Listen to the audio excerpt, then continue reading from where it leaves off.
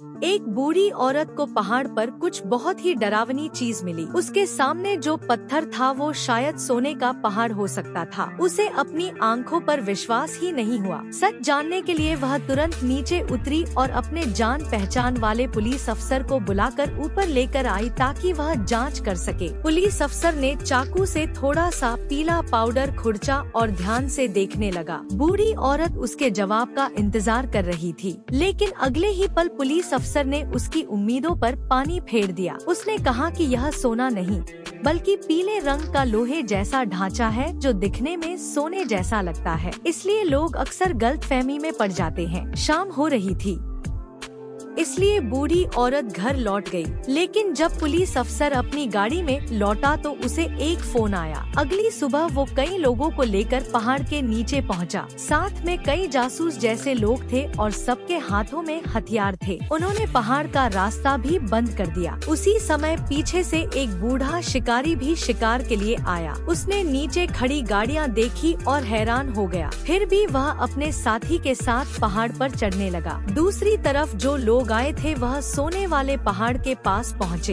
एक युवक ने मशीन निकालकर हर जगह जांच करनी शुरू की। सब लोग रिजल्ट का इंतजार कर रहे थे। अचानक मशीन ने संकेत दिया। युवक खुशी से चिल्लाया। जांच में पता चला कि यहाँ बहुत सारा सोना है। पूरा पहाड़ सोने से भरा हुआ है। यह सुनकर सब खुद को अमीर समझने लगे। एक सूट पहने आदमी ने तो घर फोन करके कहा कि अब वो अपना टॉयलेट भी सोने का बनवाएगा। सब खुशी में डूबे हुए थे कि तभी जंगली सब्जियां खोद रही बूढ़ी औरत वहाँ आ गई। भीड़ के चेहरे देखकर उसे समझ आ गया कि कुछ गड़बड़ है। उसने पुलिस अफसर से सच पूछा। इस बार पुलिस अफसर ने सच स्वीकार किया। यह सच में सोने का पहाड़ है। यह सुनकर बूढ़ी औरत के चेहरे पर गर्व भरी मुस्कान आ गई। लेकिन पुलिस अफसर ने कहा, तुमने इसे सबसे पहले खोजा हो। इसका मतलब यह नहीं कि यह सोना तुम्हारा है और यह जमीन भी तुम्हारी नहीं है। यह सुनकर बूढ़ी औरत दुखी हो गई। उसने कहा कि वो नीचे जाकर सबको इस सोने के पहाड़ के बारे में बताएगी। जाते जाते उसने कहा कि यह जमीन उसके मरे हुए बेटे की है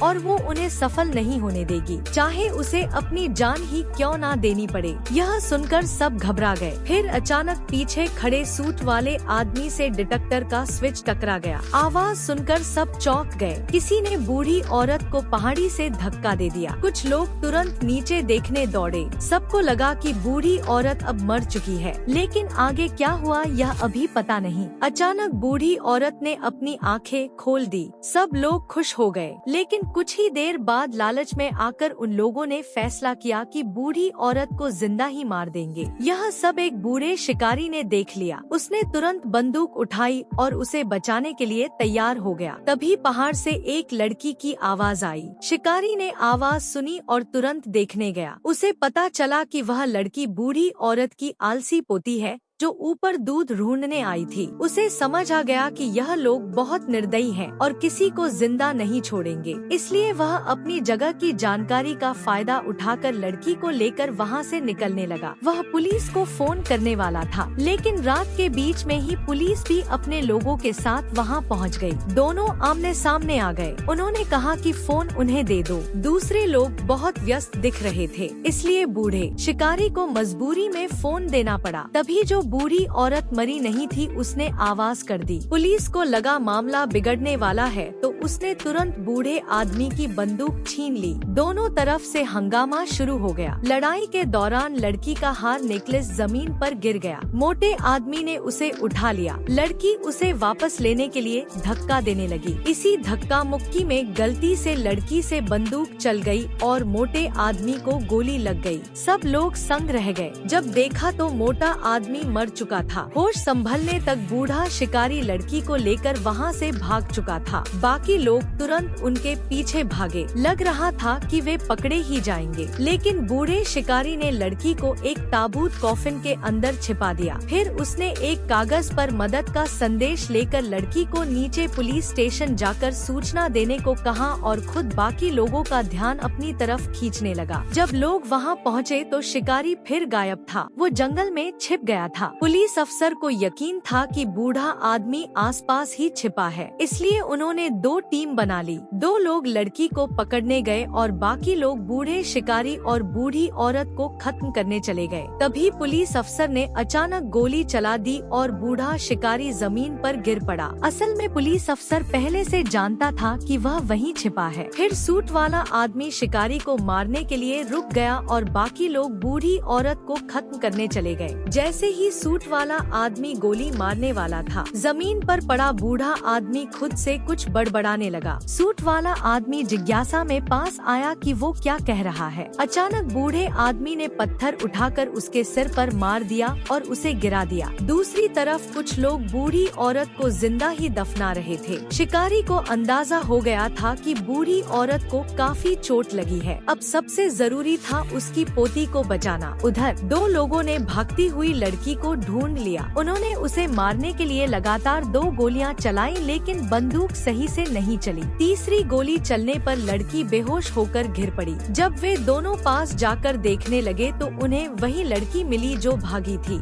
अचानक लड़की फिर से खड़ी हो गई। असल में उसे गोली लगी ही नहीं थी, वो सिर्फ पत्थर लगने से गिर गई थी। वे दोनों आदमी उसे फिर से गोली मारने ही वाले थे कि तभी पीछे खड़े आदमी को गोली लगी। वो बूढ़ा शिकारी था जो सही समय पर वहां पहुंच गया था। दूसरा आदमी अभी भी मुकाबला करना चाहता था, लेकिन वह शिकारी के सामने टिक नहीं पाया। बूढ़ा शिकारी बेगुनाह को मारना नहीं चाहता था, इसलिए उसने उसे जाने दिया। उधर लगातार गोलियों की आवाज सुनकर नीचे खड़ी पुलिस भी चौंक गई। उन्होंने फैसला किया कि ऊपर जाकर हालात देखेंगे। इधर बूढ़ा आदमी लड़की के घाव पर पट्टी बांध रहा था। उसे समझ आ गया कि अब इंतजार करने का समय नहीं है, इसलिए उसने लड़की की बेल्ट लेकर उसे एक जगह लटका दिया ताकि बाकी लोगों का ध्यान उधर जाए। जैसे ही सबका ध्यान बेल्ट की तरफ गया, बूढ़ा शिकारी ऊंची जगह पर चढ़ गया। ऊपर खड़े बूढ़े आदमी को देखकर, जो बिल्कुल रैम्बो जैसा लग रहा था, बाकी लोगों ने हथियार डालने का सोचा। बूढ़े आदमी ने पुलिस से कहा कि उनके मोबाइल वापस कर दो, लेकिन पुलिस अफसर चालाक निकला। ऐसा दिखाया जैसे वो मोबाइल दे रहा हो, लेकिन उसने छुपकर अपनी बंदूक निकाली। फिर दोनों तरफ से गोलियां चलने लगी। दूसरे साथियों ने भी बंदूक उठाकर बूढ़े आदमी पर फायर किया। स्थिति समझकर बूढ़ा आदमी तेजी से पीछे हट गया।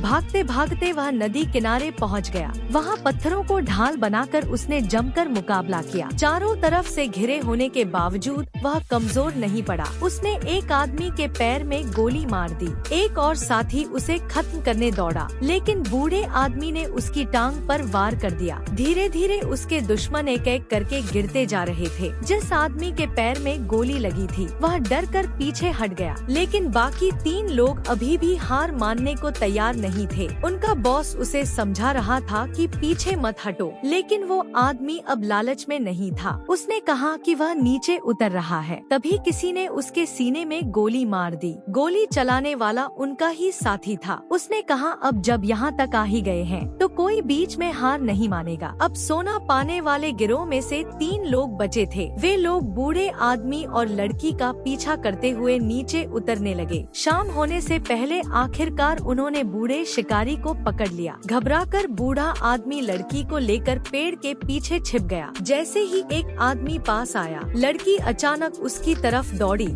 उस आदमी ने गोली चलाई और लड़की गिर पड़ी। जैसे ही वह उसे मारने वाला था, बूढ़े शिकारी ने उसे गिरा दिया। उसने छोटे चाकू से उसके चेहरे पर वार कर दिया। तभी सूट वाला आदमी बूढ़े शिकारी पर गोली चलाने लगा ताकि अपने साथी को बचा सके। बूढ़ा आदमी एक तरफ हट गया। सूट वाला आदमी जरा सा लापरवाह हुआ और बूढ़े आदमी ने उस पर जोरदार वार कर दिया। इसी बीच अंधेरे में छिपे 2 लोग बाहर आए। एक आदमी बूढ़े शिकारी को मारने ही वाला था। तभी होश में आई लड़की ने उसे गिरा दिया, लेकिन अब लड़की बहुत कमजोर हो चुकी थी। वो पुलिस के सामने एक तरह से बलि का बकरा बन गई। उसने बंदूक उठाकर बूढ़े आदमी को दे दी, लेकिन ताकत की कमी के कारण खुद संभल नहीं पा रही थी। तभी पुलिस वाला पीछे से बूढ़े शिकारी को गोली मारने की कोशिश करने लगा। अचानक बूढ़े आदमी को कुछ शक हो गया। सामने के 2 लोग उसकी गोलियों से बचने के लिए छिप गए। जब उसने देखा कि दोनों पूरी तरह छिप चुके हैं, तो वह लड़की को लेकर छिपने की जगह ढूंढने लगा। थोड़ी देर बाद उसे एक पुरानी खदान माइन मिल गई। लगातार भागने और डर की वजह से कमजोर लड़की जमीन पर गिर गई। उसी समय जो पुलिस ऊपर जांच करने आई थी, उन्हें कई लोगों की लाशें मिली। बूढ़ी औरत की लाश भी मिली और सोने से भरा पूरा पहाड़ भी दिखाई दिया। इसलिए उन्होंने तुरंत बड़े स्तर पर तलाशी अभियान शुरू कर दिया।